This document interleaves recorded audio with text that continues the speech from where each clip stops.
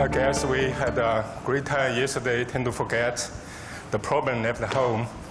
I'm sorry if you came for the great crazy radical talk. I'm sorry for disappointing you. Well, air pollution in China, that's, I would like first to appreciate these people who contribute to this presentation. In January this year, we have a very important forum sponsored by the National Nature Science Foundation of China to try to discuss the current challenges and hopefully to come up a research program to be funded by Nature Science Foundation. So those are the major players of the research in the field of air pollution in China from the different universities, Peking University, Chinese Academy of Meteorology, Tsinghua University, Nanjing, Fudan University, and Institute of Atmospherics of Chinese Academy of Science, and the Center for Ecology Environment. And so this is, actually, this could be even longer. I just put a few of them here. While we facing a dilemma now, we know that doing the exercise be good for health, same as the ecological and the social development. But doing that within the air pollution, we don't know. We have to solve the problem like this. So this is one of the dilemma and the challenge we have to deal with. Well, in last year, in 2013, we see a lot of media coverage about air pollution and use words like the Blackest Day, certain words like this, and covering the different cities in the different time. This is January Beijing. We are going to hear a lot of report and poster about this one. But there's northern China in Harbin, and this is also similar problem happens in some, I forgot when was that, but it's in October, I think, in 2013. And then Eastern China, Shanghai, in December has also been hit by severe air pollution. Different time, different city, and always the same type of pollution, very large scale. If you actually looking at this meteorology forecast by Chinese Academy of Meteorology about all the air pollution in the January, in December, we see clearly a very large scale spanning from 300 to 600 kilometers, about 2 million square kilometers. And the last weeks, and very extremely high pollution. You know, why is that? This is a problem we have to answer. And to individual city, how severe the air pollution, we can use this annual mean concentration indicate. Now, 74 cities has a mandatory to report PM2.5 concentration, and only 3 of them meet the ambient air quality standard of China. It's the very most relaxed one, is 35 microgram per cubic meter. So this is if we use the most strict one, all the cities in China looks like exceeds ambient air quality standard. And back to Beijing, use a daily mean concentration. We can see the single day PM2.5 can be as high as 380 microgram cubic meters. So this is indicating how serious air pollution is. Well, public has a wide concern about air pollution. There are 3 types of questions have been asked. I use 3 R's to mean that. First, the risk and how harmful the air pollution. Second, the reason why we are suddenly have such a severe, large-scale air pollution. Third, response. What the government and society can take action to control them. These 3 types of questions, I think, is pose the challenges for the scientists and the policymakers now in China to deal with. Well, health aspect, we heard about health impact. Now, current understanding of the health effect of particulate matter indicating it is not only limited to the lung and the heart. Actually, our whole body are under the influence of air pollution. And even the brain also can be affected by air pollutants, majorly because of the oxidative stress and systemic inflammation. And how serious it is, there's a global burden of disease indicates globally 3.2 million of premature deaths associated to the ambient particulate matter. So extreme number, high number, ranked 7th of the risk factors of this one. Back to China, these numbers could be 1/3 of global premature deaths happening in China is 1.2 million premature deaths, and the risk factor ranked 4th. So that just give you an idea how serious it is. But there's among issues we have to face that all this estimation of premature deaths use the exposure-response relationship actually has extremely high uncertainties. If we look at the scale like this one, on the left side is study from the epidemiology study, including Harvard, 6 cities, and American Cancer Society. But here, very high, relatively high PM concentration. It's actually coming from a smoking study. And so people trying to understand where in China we have 100 microgram per meter. There are actually no study able to provide this dose-response relationship. So what now we're talking about this health effect has extremely high uncertainty within that has caused a lot of concern for the policymaker in the future. And we know as a chemist that the particulate matter has a very different source and a very different chemical composition and a different size. So people trying to understand the different chemical composition if they have very different health effect. Well, this one study published in Lancet in 2009 said that within the understanding now, the toxicology and the epidemiology couldn't come consistent results. Some like black carbon, for example, didn't provide a robust association with mortality, where sulfate, people believe is not that toxic, has strong association with mortality. So this kind of confusing for us if we want to explore more what kind of composition responsible for that. We did some study and use a smaller scale with so-called panel study. We can clearly see that exposure to the black carbon can cause the inflammation.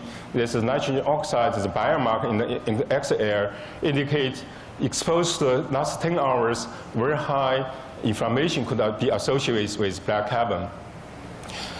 This is at a very small scale, very controlled exposure, and a relatively accurate measurement of black carbon. And this indicated in the future, if we want to associate the different type of the chemical composition, we have to be careful about the exposure match to the health effect. There's also, we know that the different size particle could penetrate in your respiratory system, deposit in a different location. And now we know most of those one actually is ultrafine particle that can be penetrated depths in the alveolar system, cause a serious health effect. And how to associate the different size with the health effect, I think is the challenge not only for the Chinese scientists but globally.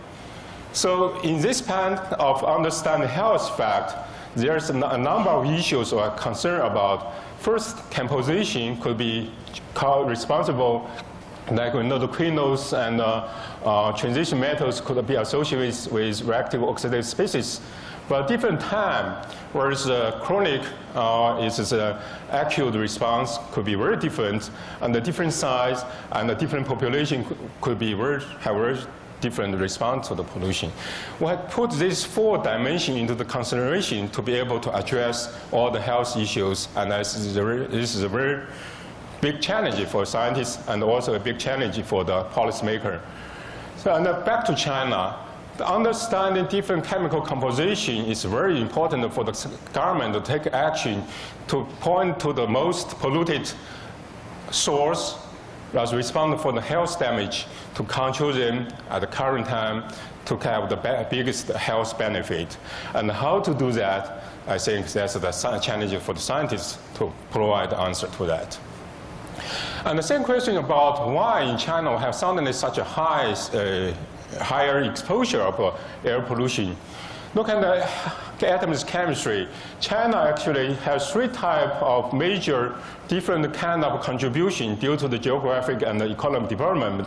In the east part, intensive human activities. And the Tibetan Plateau, most nature environment. And in the northwest, we have interaction of human and nature. So this makes atomic chemistry exciting and interesting in China. Well, back to the eastern part, or globally, in the whole country, we see in the past, if we associate the number of days we have extreme haze or PM loading, we can find a good association with CO2 emission. So CO2 emission has strong association with fossil fuel, this we know that. And in the past, we see that actually emission in China mostly contributed by SO2 has seen a decreasing trend in 2005, while the NOx still and the VOC still continue increasing. And why is this responsible for the current severe air pollution? And why we have more that's report of this one? Still, we have to look into the emission inventory into details. But another interesting aspect have been proposed. We said the surface wind in eastern China has been decreasing in the last 30, 50 years.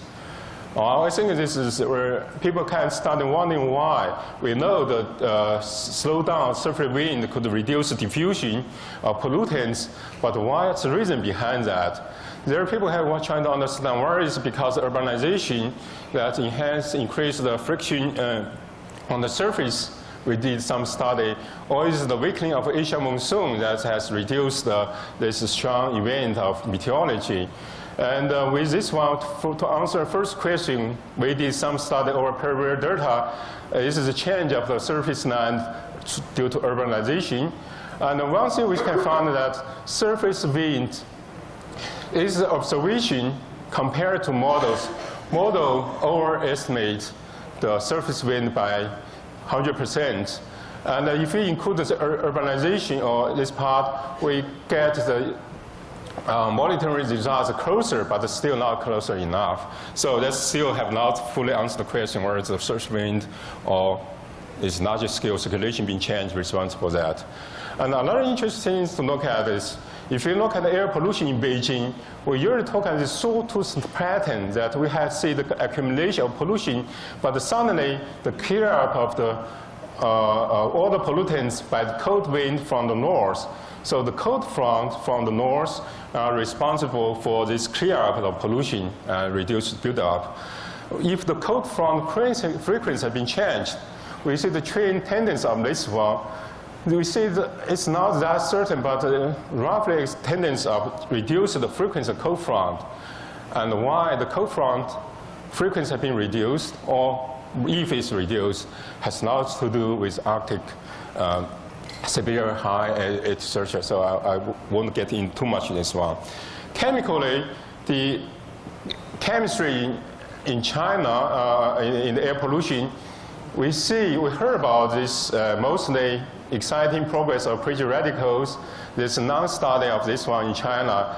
And NO3 radical, just this, we have a few groups studying the merits, understand nighttime chemistry, still far from enough. And OH radicals, we have some current understanding, like we found with a Ulyss group, this on-OH regenerating process, whereas it is also there in the high NOx, we don't know. We know in China mostly we have high NOx situation, while this unknown recycle is mostly in low NOx and high VOC.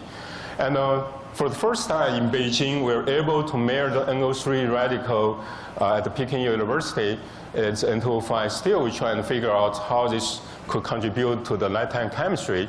And one important thing, in the January 2013, we see extreme polluted period, the hourly mean concentration of PM2.5 could be 800 microgram per meter. And people try using different model actions to simulate, and we see when we have extremely high pollution loading with current model cannot reproduce this high. And people came to the hypothesis maybe the heterogeneous reaction on the surface of particles, especially mineral dust, could be responsible for that. There's some lab study say that in our system, because in China, once we have pollution, we have always high NOx and SO2. So the existing of NOx and SO2 with relatively high mineral dust this NO2 could help to oxidize SO2 to sulfate, and maybe this reaction happening in the real ambient could be responsible for that. For that, people still trying to working hard to incorporate the models, still not successful in that, but I think it's going to be a direction for us. And the challenge in the air pollution formation in China, there are a few issues. We said now we have the type of London smog, yes, and also LA is kind of smog. They can very different type. One is coal burning, and the other is vehicle emission. And in China, we have almost everything happening, like a soup. And so this is a complex of pollution of everything happening in China, makes things much more complicated. We know about this circulating process formation photochemical oxidants. We know the fine particles. There's more and more interesting to see where this feedback process happening in China. And because we have extremely high loading of pollutions, the feedback process could be much more significant in other parts of the Earth. So to understand this process could be very important. China provide a kind of photochemical smog to do the study like this. Another issue, we have not been spending that much time, I have not been spending that much time to report about this one. We know that each time we have this high loading of air pollutants, the surface visibility and night sunlight has been suppressed because of the reflection absorption. What is because of the change of boundary or temperature profile that we see that the lower the temperature, and the lower the temperature in the lower part of boundary layer and makes the boundary more stable, and the less the sunlight reach the surface, also reduce the turbulence, and that could be suppressed depletion of the pollutants. And the reduced temperature could also increase the relative humidity, and could also respond for the hygroscopic growth of particles, and it makes this more loading of particles in this area. So understanding this boundary layer air pollution and how this feedback process, I think, is another challenge for us to understand. And finally, how to control. There's a big policy question when we talk about issues like this. Now, for the first time, China has issued the Air Pollution Prevention and Control Action Plan. It's the first of National Air Pollution Control Action Plan, and focus on PM 2.5, and has a very ambitious target to reduce the particulate matter 25% in North China, Beijing, Tianjin, Hebei, 20% in Yangtze River Delta, and 15% in Pearl River Delta, and 60 microgram per meter should be reached in Beijing by 2013. Now it's only 3 or 4 years now. So it's a very ambitious plan. And the very important thing, in the past, we focused on the emission of the controlling focus on the air quality. In the past, we focused on SO2. Now we look at the multi-pollutants. And in the past, we look at the industry, now multi-source. And very important in the past, we look at the local cities, now to emphasize regional coordination. The first challenge is how to meet this target, and we have to reduce SO2 by 15, NOx by 20, PM by 20 to meet that target by 2017. Extremely high reduction rate. And the first, now the policy instruments, I'm not expert in this, but I want to emphasize China has a common control policy, but now increasing emphasize the market-based instruments and to make this more efficient and more accountable. And then the third challenge is we have to integrate all the different precursors from different sources to meet multi-target and multi-pollutant control. That's a big challenge for the policymakers and scientists to provide issues like this. And the first one, in the past, we control by emission, total amount.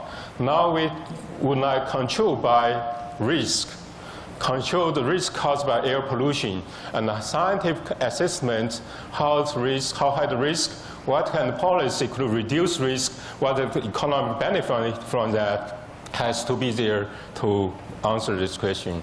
And finally, we know the large scale of air pollution in China, scanning from 100,000 kilometers, cover millions of square kilometers. And cross administrative boundary has become a big challenge because all the province, cities are responsible for their own air pollution. How to integrate this regional air pollution by providing scientific tools and providing policy institution design to make sure it can be realized, as I think is a big challenge now for China today. So in summary, we are facing significant scientific public policy challenges. And one thing is to reduce air pollution in such a short time, is such a big reduction in such a large area. There's a lot of issues I have to understand which you have not been able to achieve now. And one of the very important one, the linkage between science and the policy has to be strengthened, and which is typically weak in China. And the final slide is a hope there that Nature Science Foundation of China is proposed a joint, we call it MEGA, research program on air pollution in China. And it's address 3 or 4 issues from the chemical and the physical process and the health effect and the technology and public policy. It's the most like integrate the research program.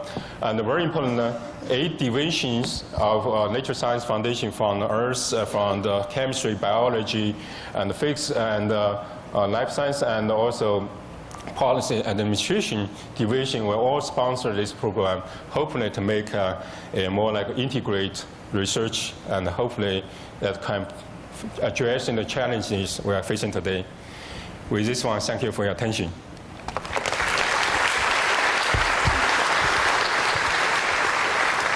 Well, thank you very much, Tong Su, Shishi. Questions from the audience? Paul?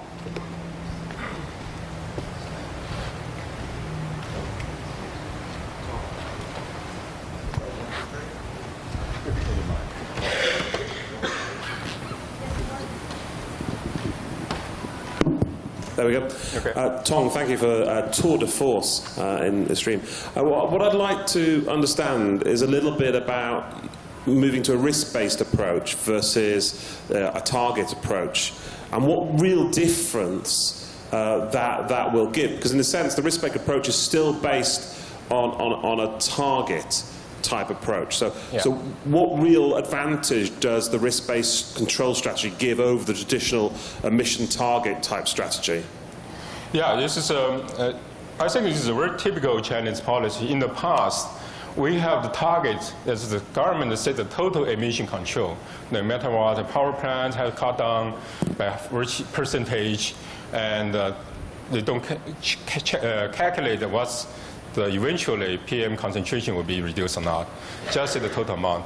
Now for the risk one, we said that the air quality target is more like what the other countries are doing now, but it's very important now. The air quality has to be based on the health effect, and health effect could be evaluated and by different mortality, morbidity, and also economic benefits or costs will be also incorporated into this one. So it's more like an integrated assessment.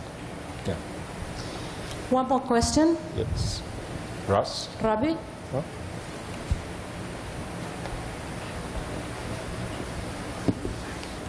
Oh, I think I displaced Ravi. Sorry, Ravi. Oh. Tong, that was a beautiful talk. One of the things that came up yesterday that you didn't address is there's a great deal of small-scale coal combustion in China for home heating, for every school, small factory has a boiler, and so on. Yep. This very difficult problem to solve either at the local level or the national level. So how can you approach this uniquely Chinese issue?